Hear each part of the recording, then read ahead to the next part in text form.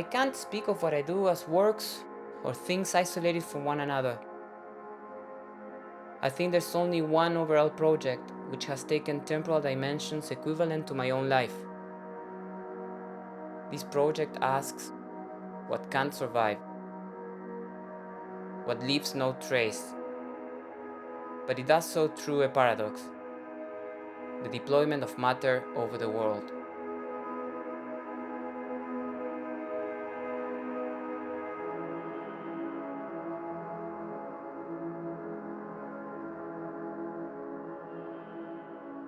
The support and collaboration of my family is an essential part of my practice. What began with my brother in our fantasy games then grew into the transformation of my parents' house into my studio or workshop while I was at art school. I would invade our tiny home, taking over the kitchen, dining table, and living area, every habitable space except my parents' bedroom. Without a single word of reproach from my family, and in fact, both my mom and dad often helped in physical work of making. This familial shared time and space while making something together would become an intrinsic part of my work.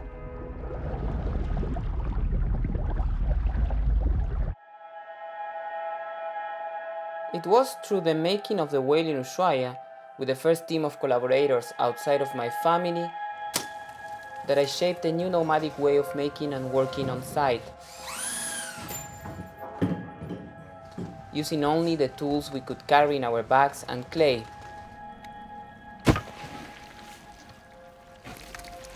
Clay is basically earth, sedimentation of layers and layers of life and death on earth. We were molding with fragments of the planet.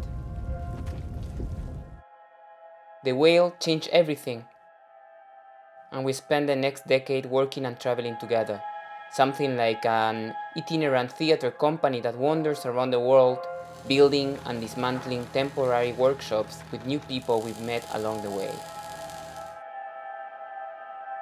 I always had the conviction that what we were taught to produce in art school shouldn't last forever. I understood that the only sculpture that interested me was our own species, which is certainly both entropic and degradable. The eventual disappearance of my sculptural products makes the interface evident. Behind them is the human hand, the action of the human being on Earth.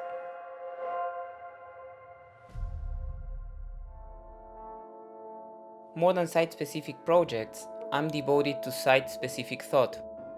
This involves a deep and sustained dialogical exchange with a variety of agents, human and non-human, organic and inorganic, human-made or machine-made. Weather is a molding force. Earth and its geological histories are molding forces.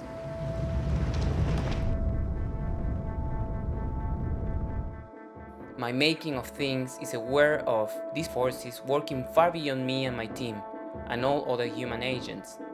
And my projects are closer to a never-ending doing or mutation than to a done or finished passive artwork situation. I've increasingly found myself quite uncomfortable with vocabulary that draws a clear line between content and container, artwork and art space.